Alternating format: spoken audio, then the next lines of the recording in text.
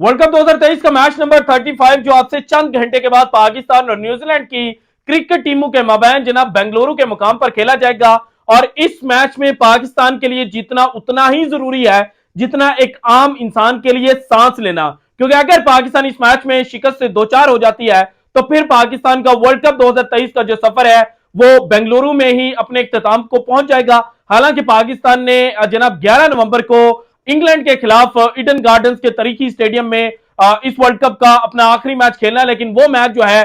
उसका रिजल्ट जनाब उस तरह से पाकिस्तान के जो चांसेस हैं वो नहीं बना पाएगा। सो इसलिए पाकिस्तान का अब से चंद घंटे बाद शुरू होने वाला जो मैच है ये जीतना बहुत ज्यादा इंपॉर्टेंट है। और इसी मैच को जीतने के लिए पाकिस्तान क्रिकेट टीम ने एक नई हिकमत अमली जो है वो तरतीब दे दी है। फाख्ता ने अब से चंद मिनट पहले जनाब ये खबर जो है वो ब्रेक की है और जितनी भी पेशन गोइयां की जा रही थी, जितनी भी सोशल मीडिया के ऊपर बातें की जा रही थी कि जनाब शादाब खान चूंकि इंजर्ड है तो शादाब खान की रिप्लेसमेंट के तौर पे पाकिस्तान जो है वो इब्रार अहमद को बुलाने जा रहा है। तो अब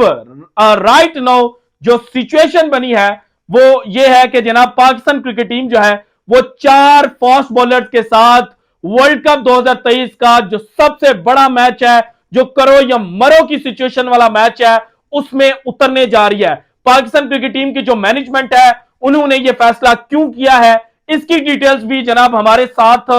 शेयर की गई हैं, वो भी मैं आपके साथ शेयर करूंगा। और पाकिस्तान की जो फाइनल प्लेइंग 11 है वो इस मैच के लिए क्या होगी, सारी डिटेल्स वन बाय वन आपके साथ शेयर करूंगा। इसके अलावा न्यूजीलैंड और पाकिस्तान के माबैन जो वर्ल्ड कप में हेड टू हेड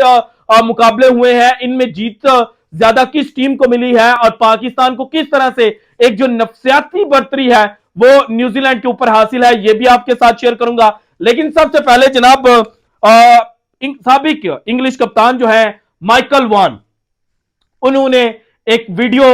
जो है वो शेयर की और इस वीडियो के अंदर उन्होंने पाकिस्तान के हवाले से कुछ बातें की और बातें कुछ ऐसी थी कि पाकिस्तान को कहीं ना कहीं एक जो डिग्रेडिंग वे होता है ना उसमें ट्रोल करने की कोशिश की और कहा कि जनाब वर्ल्ड कप जो है वो उस वक्त तक शुरू ही नहीं होता जब तक पाकिस्तान के जो कंट्रोवर्सीज है वो जन्म नहीं लेती, जब तक पाकिस्तान से इस्तीफे नहीं आते तो वर्ल्ड कप का जो असल मजा है वो शुरू ही नहीं होता। और पाकिस्तान को हर वर्ल्ड कप से पहले जनाब जो कुछ इस्तीफे हैं या जो कुछ लोग हैं उनको फारिग कर देना चाहिए। फिर इंजमामुल हक जो हमारे चीफ सेलेक्टर है उनको लेकर बातें की गई, फिर ओपनर बैट्समैन जो इमामुल हक है उनके हवाले से बात की गई और जो तनाज़ात हैं उनको हवाले से पाकिस्तान को डिग्रेड करने की कोशिश की गई। तो यहां पर पाकिस्तान के जो साबिक कप्तान और पाकिस्तान क्रिकेट टीम के प्रोफेसर हैं मोहम्मद हफीज, उनकी एंट्री होती है और मोहम्मद हफीज ने फिर जनाब एक बेहतरीन जवाब जो है वो माइकल वॉन को दिया और डेविड विली की जो एक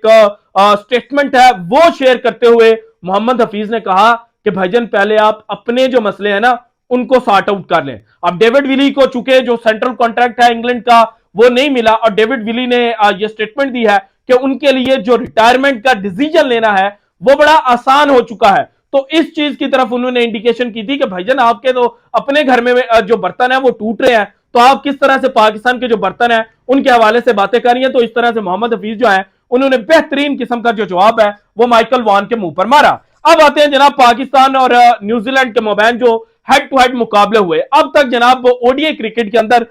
115 दफा पाकिस्तान और न्यूजीलैंड जो है वो एक दूसरे के आमने सामने आ चुके हैं। 60 मैचेस जो है वो पाकिस्तान जीत चुका है, 51 मैचेस जो है वो न्यूजीलैंड ने जीते। दैट मींस के जो फर्क है वो इतना ज्यादा नहीं है, 9 मैचेस का सिर्फ फर्क है। लेकिन जब आप इस चीज को जनाब एशिया के अंदर देखते हैं तो एशिया के अंदर 39 मुकाबले जनाब पाकिस्तान जो है वो न्यूजीलैंड से जीत चुका है और 17 मुकाबले सिर्फ न्यूजीलैंड पाकिस्तान से जीत चुका है और टोटल मैचेस पाकिस्तान और न्यूजीलैंड के दरमियान खेले गए 57। दैट मींस के एशिया में जब आते हैं तो पाकिस्तान को एक क्लियर एडवांटेज जो है वो न्यूजीलैंड के ऊपर हासिल है। इसके बाद जब वर्ल्ड कप को चेक किया जाए तो वर्ल्ड कप की तारीख में न्यूजीलैंड ने सिर्फ 2 बार पाकिस्तान को शिकस्त दे रखी है। एक जनाब उन्होंने 1983 में शिकस्त दी थी और दूसरी शिकस्त पाकिस्तान को 2011 में मिली थी जब रॉस टेलर का कैच जनाब कंसेक्यूटिव बॉल्स के ऊपर छूटा था और फिर पाकिस्तान में जनाब कामरान अकमल जो विकेट कीपर बैट्समैन थे उस वक्त उनको बहुत ज्यादा ट्रोल किया गया था। हालांकि मैचेस है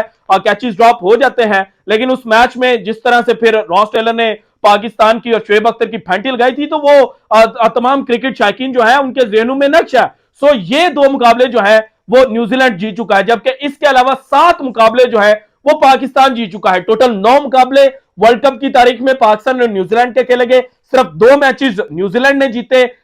7 मैचेस जो है वो पाकिस्तान जीत चुका है। और लास्ट टाइम 2019 के वर्ल्ड कप में जब पाकिस्तान और न्यूजीलैंड एक दूसरे के आमने सामने आए थे, तो उस वक्त जनाब जो बाबर आजम है उन्होंने एक सेंचुरी स्कोर की थी और अंडर प्रेशर सेंचुरी थी, और एक मुश्किल मैच बाबर आजम ने पाकिस्तान को जितवाया था। सो यहां पर पाकिस्तान को वर्ल्ड कप की हद तक जनाब जो एक नफसियाती बढ़तरी है वो न्यूजीलैंड के ऊपर हासिल है। अब चूंकि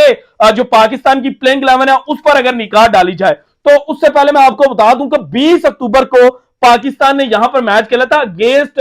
ऑस्ट्रेलिया, और पाकिस्तान को यहां पर 368 रन जो है वो पड़े थे, और एक रिकॉर्ड ब्रेकिंग जो इनिंग है वो ऑस्ट्रेलिया के बैट्समैन जो है वो उन्होंने खेले थे। एक रिकॉर्ड ब्रेकिंग जो ओपनिंग पार्टनरशिप है वो डेविड वार्नर और मिचेल मार्श जो है उनके दरमियान लगी थी, और इस मैच के अंदर पाकिस्तान के जो बॉलर्स हैं उनको तकरीबन 19 छक्के जो है वो लगे थे। और यहां पर पाकिस्तान ने पहली दफा उसामा मीर को ट्राई किया था, शादाब खान को रेस्ट करवाई गई थी और उसामा मीर जो लेग स्पिनर है उनको ट्राई आउट किया गया था, लेकिन उसामा मीर को भी इस ग्राउंड के ऊपर मार पड़ी थी। और जो पिच जनाब पाकिस्तान और ऑस्ट्रेलिया के मैच के लिए जनाब बनाई गई थी वो फास्ट बॉलर्स के लिए फेवर कर रही थी। और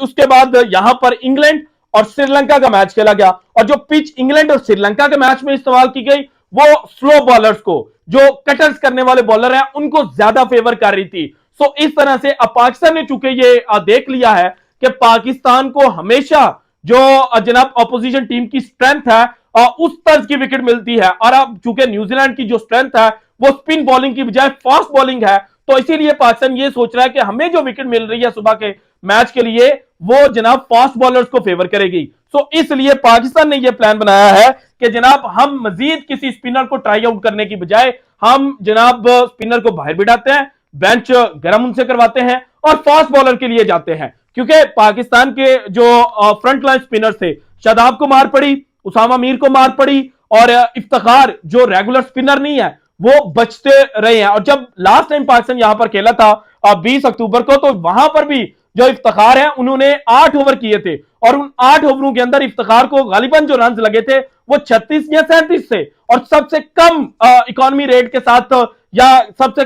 कम जो किफायती बॉलिंग है सॉरी जो सबसे ज्यादा किफायती बॉलिंग है या कंजूसी वाली बॉलिंग है वो इफ्तिखार अहमद ने इसी मैच के अंदर की थी। तो पाकिस्तान ने अब ये प्लान किया है कि जनाब इफ्तिखार अहमद को हम 10 ओवर्स के लिए इस्तेमाल करेंगे, और अगर इफ्तिखार को फेंटी पड़ती है तो फिर हम आगा सलमान को भी इस्तेमाल कर सकते हैं, और अगर आगा सलमान को भी फेंटी पड़ती है तो फिर सऊद शकील, फखर जमान भी हमारे पास ऑप्शंस अवेलेबल हैं। सो पाकिस्तान ने जो फ्रंट लाइन स्पिनर था उसके बारे में यह सोच लिया कि जनाब इनको जरा बेंच पर बिठाते हैं, क्योंकि न्यूजीलैंड की जो स्ट्रेंथ है वो फास्ट बॉलिंग है, हमें फास्ट बॉलर्स को फेवर करने वाली विकेट मिलेगी। और इसके अलावा चूंकि बारिश का इम्कान है, फर्स्ट इनिंग में शायद बारिश ना हो लेकिन सेकंड इनिंग में कहीं ना कहीं जो बारिश है वो इंटरप्ट कर सकती है। आज मजहर अरशद साहब जो है जो एक बड़े अच्छा काम कर रहे हैं स्पोर्ट्स के रिलेटेड और क्रिकेट के रिलेटेड, उनसे बेहतर नॉलेज इस वक्त मेरे मुताबिक किसी के पास नहीं है। उन्होंने एक ट्वीट की थी और उन्होंने कहा था कि आज बेंगलुरु का जो मौसम है वो बड़ा खुशगवार था, शाम के वक्त कुछ बारिश जो है वो जरूर हुई है, कल का जो वेदर है वो भी सेम प्रेडिक्ट किया जा रहा है। सो दैट मींस के कहीं ना कहीं जो सेकंड इनिंग होगी उसके अंदर जो बारिश है वो इंटरप्शन कर सकती है थोड़े वक्त के लिए। सो पाकिस्तान ने ये सोचा कि जब बारिश इंटरप्ट करेगी तो बॉल गीला हो जाएगा, गीला होगा तो स्पिनर्स को वैसे ही मदद नहीं मिलेगी, और पाकिस्तान के स्पिनर्स तो वैसे ही वर्ल्ड कप में बुरी तरह से फ्लॉप चल रहे हैं। तो पाकिस्तान ने ये कहा भाईजान उसामा मीर साहब तुसी भी बवो, शादाब खान साहब तुसी तो पहले ही बीमार हो, तुहानू तो पहला इंजरी है, तुसी भी सुकून नाल बवो, ते हसन अली साहब वापस आ जाओ, क्योंकि हसन अली ने अब तक जो बॉलिंग की है वर्ल्ड कप के अंदर वो इतनी कि बुरी नहीं की हुई, हमारे स्पिनर से ज्यादा बेहतर की हुई है। उसके अलावा वसीम जूनियर ने बड़ी अच्छी बॉलिंग की है, हारिस रऊफ को फेंटी लग रही है, लेकिन हारिस रऊफ जब अपना सेकंड स्पेल करने आते हैं तो वहां पर चीजें कंट्रोल करते हैं। और फिर पाकिस्तान ने यह सोचा है कि अगर बारिश होती है, ओवर्स कम होते हैं, तो फिर हारिस रऊफ जो है वो वैसे ही उसको कहा जाता है कि T20 का बॉलर है, 4 ओवरों में तो उसको मार पड़नी नहीं है और उस तरह से पढ़ नहीं सकेगी। तो इसलिए पाकिस्तान ने यह कहा कि हम एट एनी कॉस्ट जो हारिस रऊफ है उसको भी प्लेइंग 11 में शामिल करते हैं। वसीम जूनियर रिवर्स स्विंग कर रहा है, और अगर कल थोड़ी सी चीजें उस साइड पे गई तो वसीम जूनियर भी अच्छा इंपैक्ट डाल सकता है। और इसके अलावा हसन अली तो वैसे ही जनाब जो कटर्स हैं उनका इस्तेमाल अच्छा कर रहे हैं, और शाहीन शाह अफरीदी को आप बाहर बिठा नहीं सकते। तो इस तरह से पाकिस्तान ने यह सोचा है कि जनाब हम 4 फास्ट बॉलर्स के साथ इस इंपॉर्टेंट मैच में जाते हैं। इसके बाद अगर पाकिस्तान की फाइनल प्लेइंग 11 देखी जाए जो हमारे पास आई है, जो फाख्ता ने खबर दिया तो उसके मुताबिक ओपनर्स होंगे फखर जमान और अब्दुल्ला शफीक। इमाम उल हक को ट्राई आउट नहीं किया जाएगा। वन डाउन पोजीशन पर खेलते हुए नजर आएंगे कप्तान बाबर आजम। 2 डाउन पर होंगे मोहम्मद रिजवान। और फिर नंबर 5 पर, अब नंबर 5 पर ज्यादातर मैचेस जो हैं वो खेले हैं पाकिस्तान की जानिब से सऊद शकील ने, लेकिन जहां पर पाकिस्तान ये सोच रहा है कि नंबर 5 पर हम इफ्तिखार अहमद को इस्तेमाल करेंगे, सऊद शकील को नंबर 6 पर भेजा जाएगा और सऊद शकील के बाद नंबर 7 पर होंगे जनाब आगा सलमान, फिर नंबर 8 पर होंगे हसन अली, फिर शाहीन शाह अफरीदी, वसीम जूनियर और हारिस रऊफ। सो इस तरह से पाकिस्तान ने फ्रंट लाइन स्पिनर्स के बगैर जनाब जो प्लेइंग 11 है वो फाइनल कर लिया। और अगर रात में कोई चीज गड़बड़ नहीं होती, कोई इंजरी कंसर्न सामने नहीं आता, तो फिर पाकिस्तान जो है वो इसी प्लेइंग 11 के साथ मैदान में उतरेगा। और कप्तान बाबर आजम और मैनेजमेंट ये समझती है कि अगर हम अपने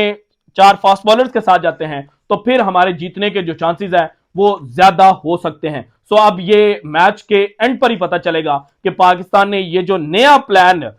इतने करो या मरो वाले मैच में ट्राई आउट करने की कोशिश की है, ये जनाब सक्सेसफुल होता है या नाकाम होता है। So this is it from today's episode. अगर आपको वीडियो पसंद आई तो लाइक कीजिएगा, ज्यादा से ज्यादा शेयर कीजिएगा, अपनी कीमती राय का इजहार लाजमी कीजिएगा और अगर आपने अभी तक चैनल को सब्सक्राइब नहीं किया तो कर दें। शुक्रिया, अल्लाह हाफिज।